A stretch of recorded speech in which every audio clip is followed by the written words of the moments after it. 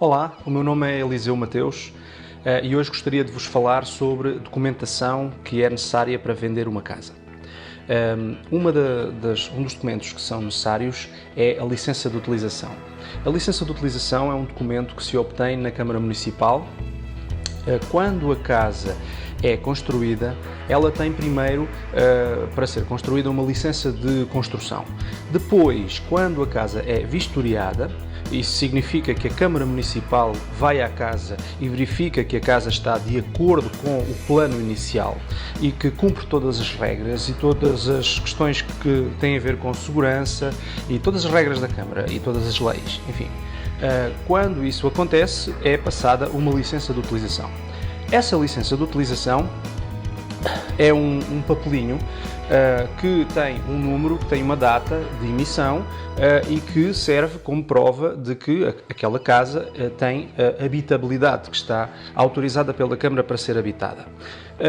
Mais tarde, quando a pessoa quer vender uma casa, pode apresentar a licença de utilização.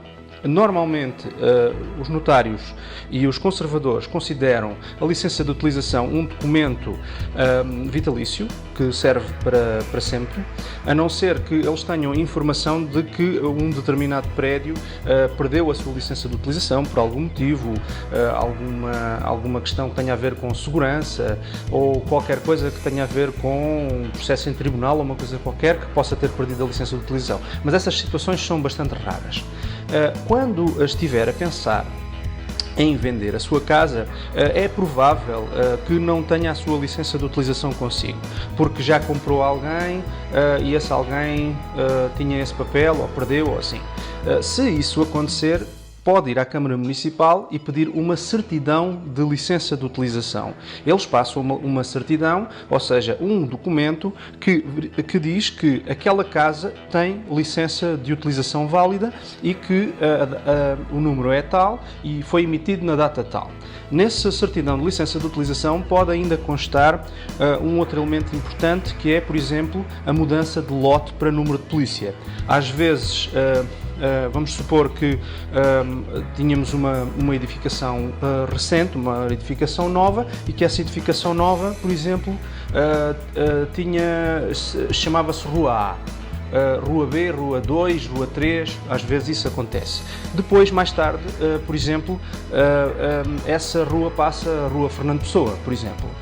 Então, muitas das vezes o que acontece, isso cada vez é mais raro, mas ainda acontece, que um documento diz que aquela casa fica na Rua A, outra diz que aquela casa, outro documento também necessário, diz que aquilo fica na Rua Fernando Pessoa. Então, nessa certidão pode constar também uma coisa que se chama correspondência toponímica.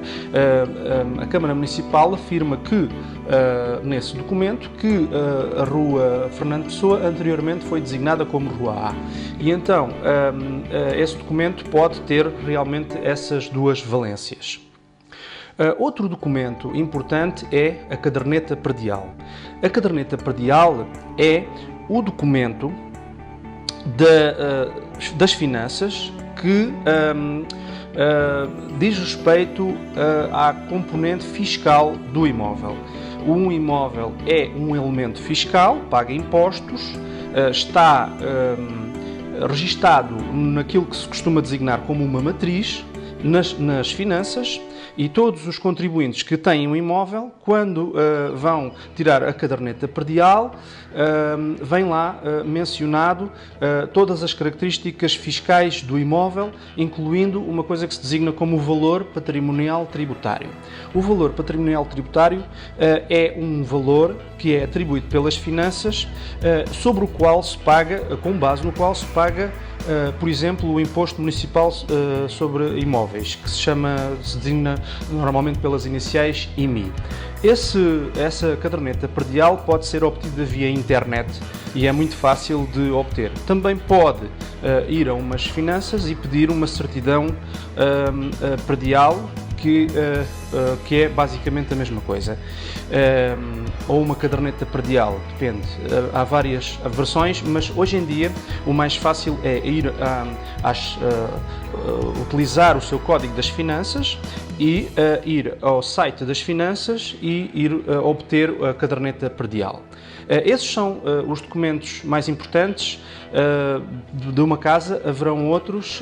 No próximo vídeo eu falarei também sobre outros documentos que são importantes, como por exemplo o certificado energético, como por exemplo a própria documentação dos proprietários, que têm que estar em dia, e outras questões que também são importantes.